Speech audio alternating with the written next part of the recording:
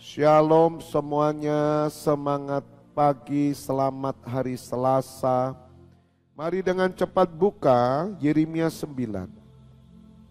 Yeremia 9 ayat 23. Mengenal Allah adalah kebahagiaan manusia. Beginilah firman Tuhan. Janganlah orang bijaksana bermegah karena kebijaksanaannya. Janganlah orang kuat bermegah karena kekuatannya. Janganlah orang kaya bermegah karena kekayaannya. Tetapi siapa yang mau bermegah, baiklah bermegah karena yang berikut. Bahwa ia memahami dan mengenal aku. Bahwa akulah Tuhan yang menunjukkan kasih setia, keadilan dan kebenaran di bumi. Sungguh semuanya itu kusukai, demikianlah firman Tuhan. Amin. Berbahagialah Bapak Ibu Saudara mendengar firman Tuhan, merenungkan dan melakukannya. Bapak Ibu Saudara, saya memberikan judul pesan Tuhan pagi hari ini adalah di manakah kebahagiaan? Di manakah kebahagiaan? Bapak Ibu Saudara, orang dunia mencari kebahagiaan pada harta benda. Itu bukan berarti orang Kristen tidak memerlukan harta benda. Kita tidak naif, Bapak Ibu Saudara. Tetapi kebahagiaan orang dunia itu harta benda, kekayaan, jabatan. Itu yang menjadikan mereka bahagia. Makanya saudara lihat ada orang di luar sana tidak bahagia. Karena apa? Garis keturunannya miskin. Orang tuanya miskin. Hidupnya miskin. Pekerjaan yang dipandang rendah. Jadi orang ini madesu. Merasa bahwa hidupnya ditakdirkan miskin. Mereka berkhayal. Mereka mimpi minum-minum terkadang. Mereka mimpi menjadi orang kaya. Mereka mimpi dapat harta banyak. Mereka mimpi terpandang.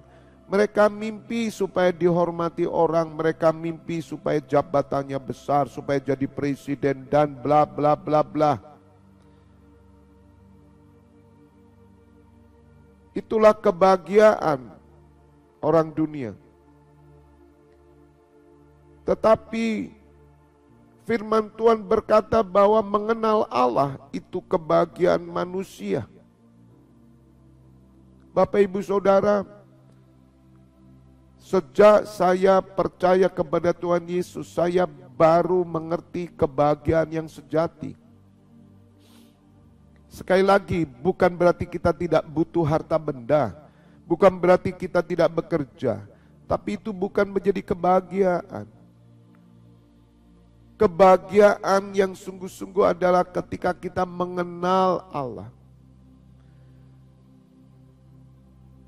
Dan saya benar-benar mengalami kebahagiaan.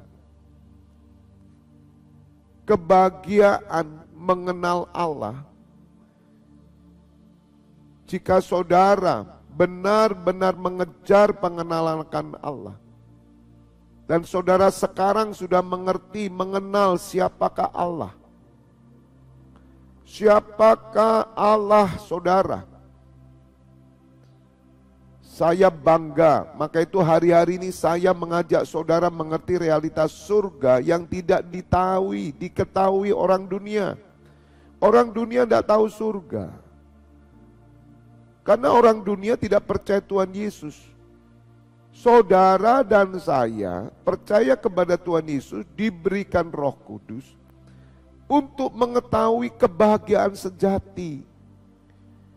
Esensi manusia, esensi kebahagiaan manusia itu pada pengenalan akan Allah. Pengenalan akan surga yang mulia itu. Ketika saya bisa mengenal, saya memiliki Bapa di surga. Itu bahagia saudara. Kebahagiaan itu Bapak Ibu Saudara tidak bisa dikurangi.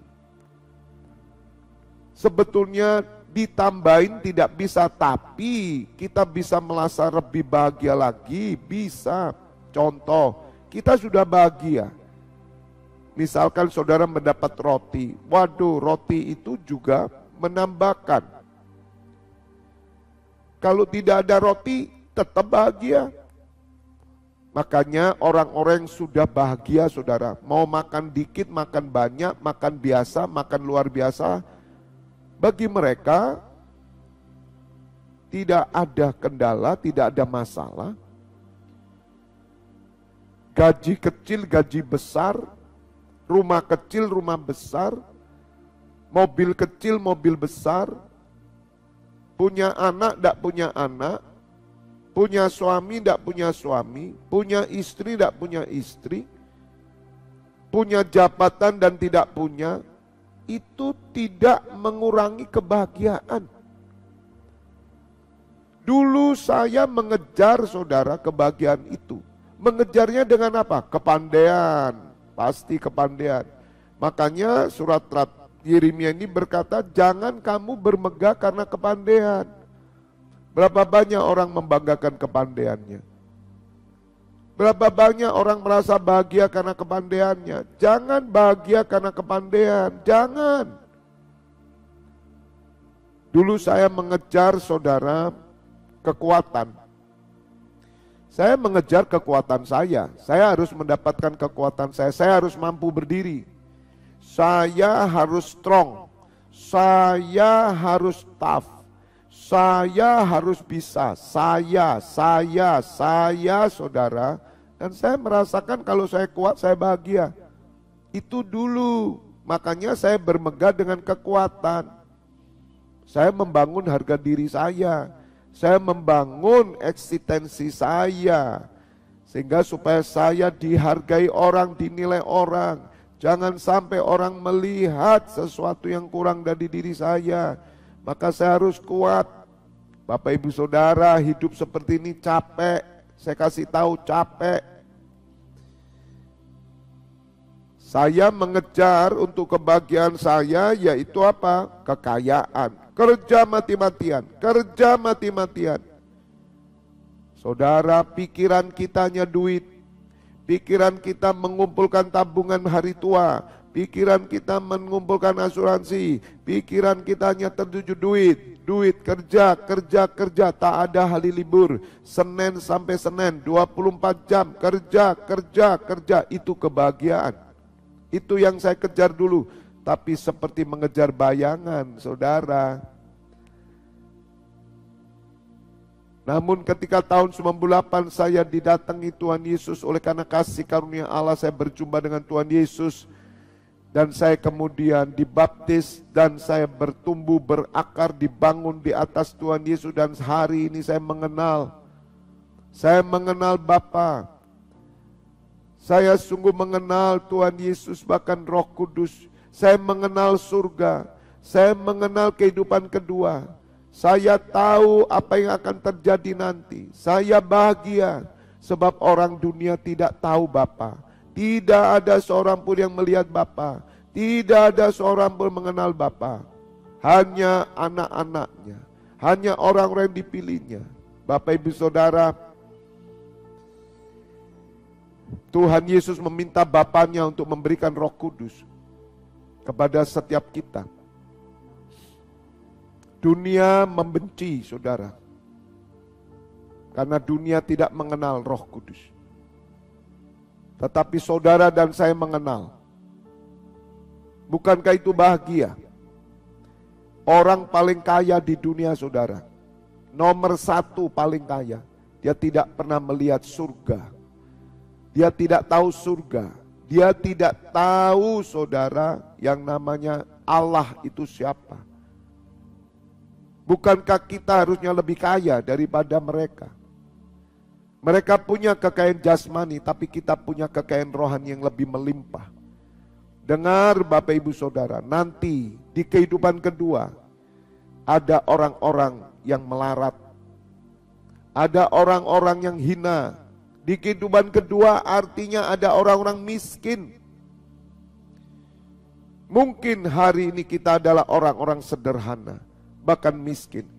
Tapi bagi orang-orang setia sampai akhir, engkau akan menjadi orang kaya di kehidupan kedua. Bapak Ibu Saudara, jangan berpikir bahwa ini adalah cerita dongeng. Tidak. Tuhan Yesus berkata, simpanlah harta di surga. Saudara, hal menyimpan harta itu untuk orang kaya. Maka itu di dalam Kristus kita kaya dalam segala sesuatu. Itu bukan sekedar hanya kekayaan rohani saja. Nanti di surga Anda dapat pahala. Saudara dengar, orang-orang kaya di bumi ini, jika mereka tidak mengenal kebenaran, mereka tidak akan lebih kaya daripada orang-orang miskin yang takut Tuhan, yang cinta Tuhan, dan mereka yang bahagia. Bapak Ibu Saudara, kekayaan di surga itu dimulai dari kebahagiaan kita di bumi. Kalau saudara sebagai orang Kristen, dengar. Kalau saudara sebagai orang Kristen masih belum bahagia karena Tuhan, saya khawatir Anda melarat nanti di surga. Bapak Ibu Saudara, di sana itu ada makanan, di sana itu ada kekayaan, di sana itu ada derajat, di sana ada tinggi dan rendah. Semua ditentukan dari kehidupan sekarang. Allah itu adil. Perhatikan si miskin dan Lazarus dan orang kaya. Orang kayanya malah ada di neraka, sedangkan Lazarus duduk bersama dengan Abraham. Jadi Bapak Ibu Saudara, kalau hari ini kekristenan kita tidak dibangun oleh kebahagiaan karena kita mengenal Bapa, mengenal Tuhan Yesus dan Roh Kudus yang diberikan, maka saudara, saya khawatir saudara nanti di kehidupan kedua saudara adalah orang-orang biasa. Saudara adalah orang-orang miskin. Saudara adalah orang-orang terlantar. Saudara seperti bangsa-bangsa yang tidak mengenal Allah. Bangsa-bangsa yang datang yang nanti akan diperintah oleh orang-orang kaya di surga. Maka itu Bapak Ibu Saudara, saudara yang miskin, saudara yang hidup sederhana, apalagi imam-imam, engkau tidak punya apa-apa, engkau tidak punya apa-apa, jangan minder, jangan susah, bahagialah asal kau mengenal Bapa, asal kau mengenal Allah, asal kau mengenal surga yang benar. Berbahagialah saudara. Mari kita cek di mana kebahagiaan itu. Apakah engkau bahagia saudara? Saya bersyukur Bapak Ibu Saudara, melalui 24 pintu gerbang surga, saya memberikan kebahagiaan kepada semua imam. Saya terlalu yakin imam-imam yang tergabung di 24 pintu gerbang surga mereka lebih bahagia daripada orang dunia. Karena apa? Karena mereka ketika berdoa itu kebahagiaan mereka. Mereka bahagia melakukan tugas keimaman. Orang Kristen yang lain belum tentu bahagia saudara. Pelayanan itu hanya kewajiban. Pelayanan hanya rutinitas. Mereka memang melayani, mereka memang ke gereja, tapi mereka tidak bahagia. Karena mereka pikir dengan melayani mereka jadi kaya. Karena mereka pikir dengan melayani rezeki mereka tambah. Karena mereka pikir kalau mereka melayani apa yang mereka inginkan tercapai. Bapak Ibu Saudara, itulah satu kebohongan yang dikeluarkan dari mimbar gereja. Kebohongan-kebohongan yang dikeluarkan dari pemimpin-pemimpin gereja. Maaf saudara, ada kebohongan-kebohongan yang tidak memberikan kebahagiaan. Segala sesuatu yang ujungnya materi tidak akan pernah memberikan kebahagiaan. Tetapi segala sesuatu yang ujungnya kepada Allah, pengenalan akan Allah, maka itu akan mendatangkan kebahagiaan. Sebab apa saudara? Karena itu yang disukai. Disukai Bapa. Bapa suka kepada orang yang kenal Dia. Makanya doa Tuhan Yesus berkata, ya Bapa, inilah hidup kekal itu. Mereka mengenal Engkau satu-satunya Allah. Dan mengenal Putramu yang Kau utus. Itulah hidup kekal. Bapak Ibu Saudara, saya merasa kasihan dengan orang-orang Kristen yang sampai hari ini tidak bahagia. Saya kasihan saudara. Kenapa? Karena mereka tidak pernah mengejar pengenalan. Mereka mengejar duit, kelihatannya aja pakai kalung salib. Memang orang luar melihat saudara, wow, saudara pengikut Kristus. Pengikut Kristus itu bahagia-bahagia, itu kelihatan di depan. Tapi kenyataan dalam hatimu bohong. Karena kamu mengejar uang. Selama hidupmu mengejar uang, kamu bukan mengejar pengenalan. Oleh karena itu Bapak Ibu Saudara, kalau engkau mau bahagia, kebahagiaanmu di bumi menentukan kekayaanmu di surga. Karena Tuhan tahu, Tuhan mengenal siapa kepunyaannya, siapa anak-anaknya. Tuhan tahu siapa anak-anaknya. Hanya orang yang tahu dia anak Allah, dia bahagia. Makanya kita perlu ajar ini terus, saya ajar, ngerti. Kenallah Bapa itu. Kenallah Tuhan Yesus. Kenallah Roh Kudus. Mengenal Allah orang Kristen itu bahagia. Allah orang Kristen adalah Allah Abraham, Ishak dan Yakub. Allah Yesus Kristus Tuhan. Allah dari Tuhan Yesus, Bapa dari Tuhan Yesus. Dan itu yang membuat saudara bahagia. Mari pagi hari ini kita cek sesungguhnya. Apakah saudara bahagia? Jujur.